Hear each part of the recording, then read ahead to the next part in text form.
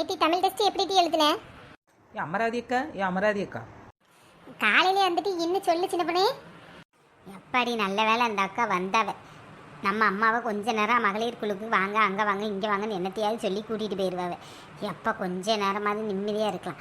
எக்ஸாமுக்கு படி படி படி படின்னு தொல்லை பண்ணி இருக்கிறத பூரா மறக்கடிக்காது.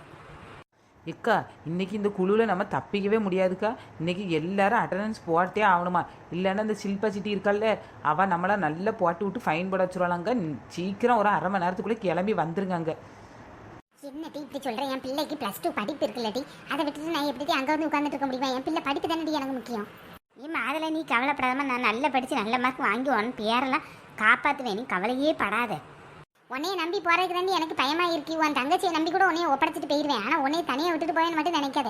ஏம்மா இந்த காட்டேரி கழுதி என்னை நம்பி விட்டுட்டு போனேன்னு நினச்சிக்கோ. உண்டானது என்னைய படிக்க விட மாட்டேன். அப்புறம் எக்ஸாமில் ஃபெயில் ஆனால் என்கிட்ட கேட்கக்கூடாது. என்ன சின்ன பொண்ணு, இப்போ கண்டிப்பாக வந்தே ஆகணுமா? என் பிள்ளைகளோட படிப்பு தானட்டு எனக்கு முக்கியம். ஏம்மா நீ ஒன்றும் கவலைப்படாத, அக்காவை நான் பார்த்துக்கிறேன். அவள் புக்கு கீழே வைக்கட்டும். அவளுக்கு வெளுப்பு இருக்குது, வெளுப்பு தன்னால. அகர முதல் எழுத்தெல்லாம் ஆதிபகவன் முதிற்றே உலகு. அம்மா நல்லா நடிக்க பாரு. உடனே தமிழ் டெஸ்ட் முடிஞ்சு எவ்வளோ நாள் ஆச்சு? திரும்பியும் அகர முதல் எழுத்தெல்லாம் திருக்குறள் படிச்சுக்கிட்டு இருக்கா. இந்த தடவை என்னை ஏதாவது ஏமாத்தலாம் நினச்ச உடனே அப்படியே முறுக்கு பிள்ளைகிற மாதிரி பிடிச்சி விட்ருவேன் நினைக்கோ. எம்மா நான் என்ன படிக்கேன்? பாரதி படிக்கம்மா. இப்போ எல்லாமே மிக்ஸ் ஆகினம்மா வருது. சும்மா இவ சொல்கிறத கேட்டுக்கிட்டு இருக்கீங்க நீங்கள். அமராதி அக்கா நீ யாராவதுக்கா சீக்கிரம் கிளம்பி வாங்குக்கா. இங்கே பாரு, நான் குழுவுக்கு போயிட்டு வரதுக்குள்ளே எல்லாத்தையும் நல்லா படிக்கலன்னா இருக்குது. இந்த சில்பா சிட்டி தொல்லை தாங்க முடியாமல் தான் நான் போகிறேன். பார்த்துக்கோ. சின்ன பொண்ணு வா, நான் கிளம்பிட்டேன். என்ன உடுத்த சேலையோட அப்படியே வந்துட்டாவே. சரி எப்படியே நம்மளுக்கு காரியம் நடந்தா சரி.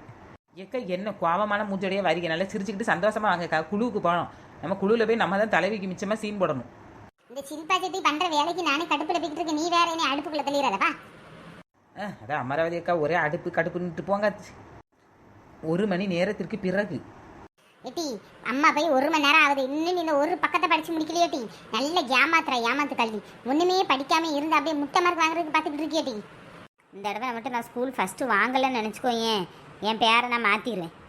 புலவினி இப்படித்தான் ஒவ்வொரு வாட்டியும் சொல்லிக்கிட்டு நீ பேரை மாத்திரன்னு அதே பேரை சொல்லி தான் உன்னை கூப்பிட்டு இருக்கு. நீ பேரையும் மாற்ற வேண்டாம், உனத்தையும் மாற்ற வேண்டாம். முதல்ல ஒழுங்காக படித்து நல்லபடியாக எக்ஸாம் எழுதுற வழியை பாரு.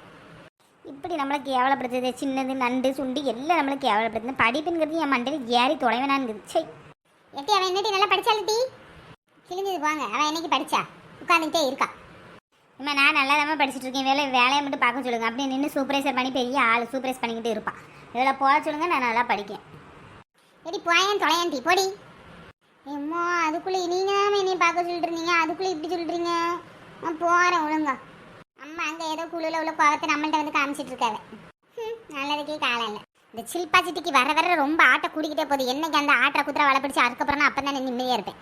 இனி என்ன நடந்துச்சு? எதுக்கு இப்படி கோவமாக இருக்க? கதை கேட்கறதுக்கு ஆட்டிக்கிட்டு வந்துடும். அப்போ அங்கிட்டு என்ன அமராதி அக்கா இதுக்கு போய் நீங்கள் கோவப்பட்டுட்டு வந்துட்டீங்க? இந்த தடவையாவது கடன் தருவாங்க. நானும் அதுக்காக எவ்வளவோ பிரயாசப்பட்டுக்கிட்டு இருக்கேன். இவன் எல்லாத்தையும் அட்டண்டன்ஸ் வரல, அப்படி வரல, இப்படி வரல, அந்த சாரை முறத்தை போட்டு விட்டுட்டு எனக்கு ஒன்றும் கிடைக்காம பண்ணிட்டேன்.